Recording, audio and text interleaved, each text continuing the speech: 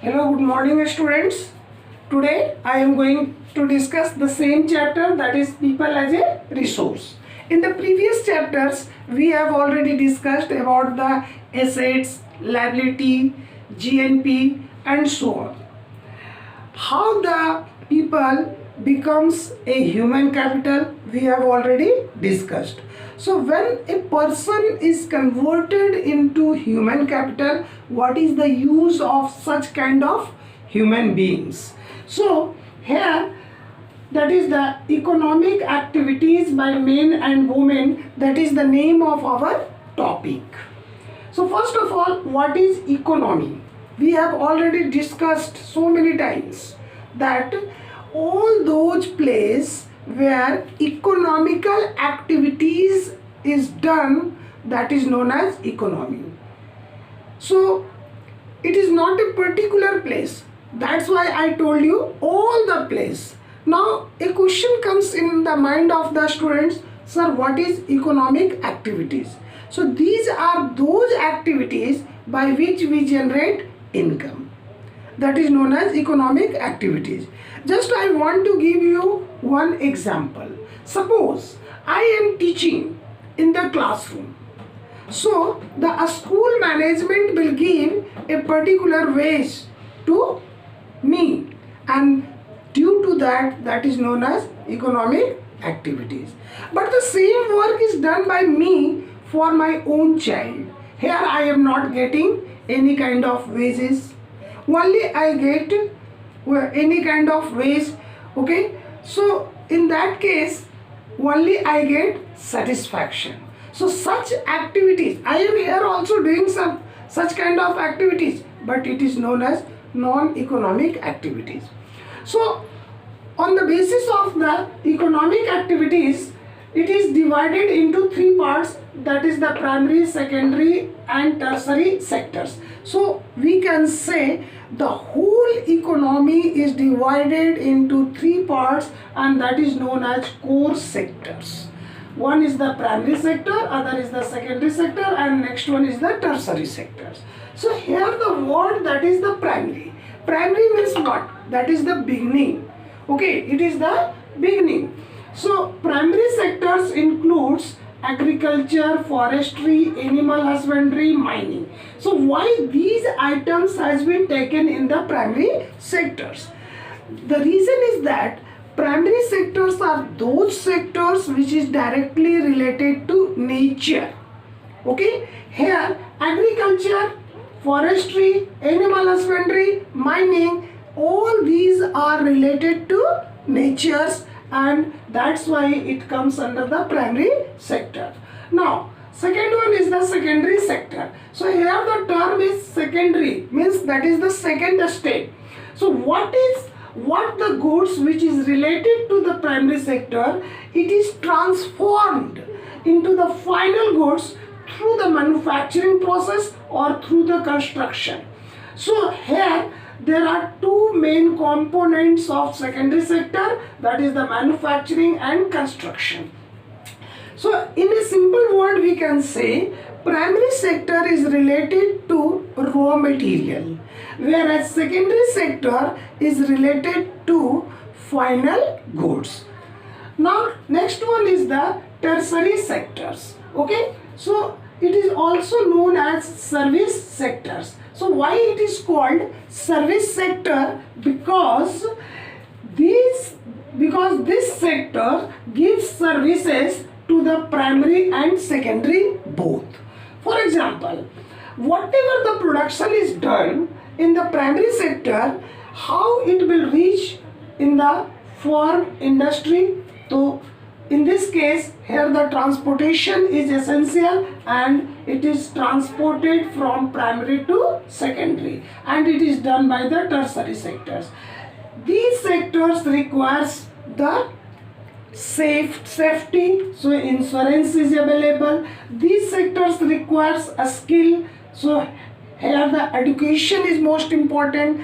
This sector requires high output, so health facilities is essential. So in this way we find that all these sectors are interlinked to each other, and when it is interconnected to each other, look here, that is the arrow which helps to add the value of national income. So due to the contribution of these sectors, our national income can be generated. Now here the economic activities, that is known as also market activities. Why it is called market activities? We basically find that the people who are indulged themselves in the market, they generate income. So previously I told you, economic activities are those activities which help to generate money or income. That's why it is also known as market income. Non-economic activities are those activities which does not generate income. So if the production is done for self-consumption, not to sell in the market, so that will come under the non-market. Gardening is done by you. You all are the students.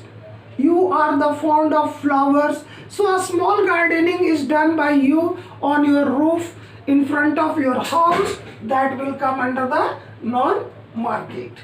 Now come to the here division of labor. Here that is written men and women. So division of labor is based on a skilled and unskilled.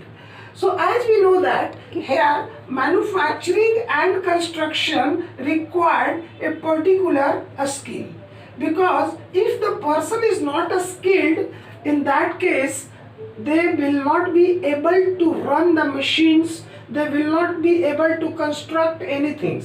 So secondary sector requires more and more skilled people, whereas primary sector also requires a skill, but some unskilled people may utilize here.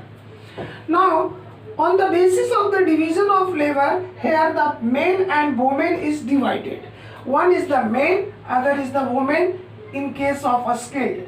There are a number of teachers, a number of doctors who belongs from the women's society. So they will be considered as skilled, and here the men are the same. Like that, unskilled women, such as my mother is working in my own house. Okay, so all the housewives is basically unskilled, and they are involved in the production process also, but their contribution will not be calculated in national income, because for her own work they do not get any kind of salaries or wages, and it happened due to unskilled work. Like that, the men also, a number of unskilled people are involved in the production process, but their salary is low.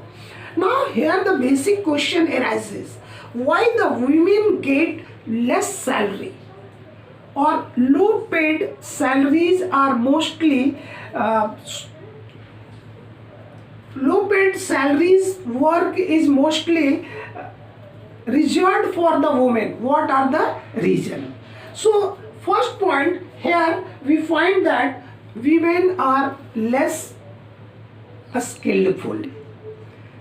Second point, some of the people thinks that the women has less productive power in respect of men.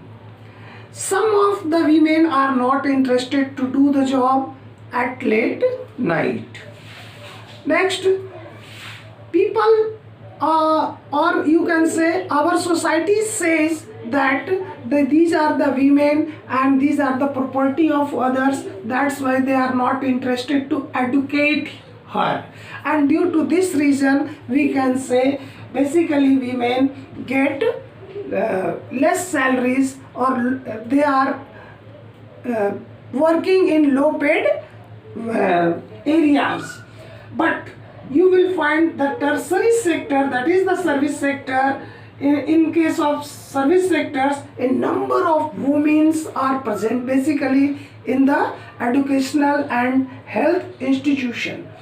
banking sectors, insurance sectors, and nowadays some of the skilled women trying to implement themselves in that areas. So this is known as the economic activities by men and women. Okay, I think it is enough to understand the topic economic activities and men along with men and women. Okay, thank you.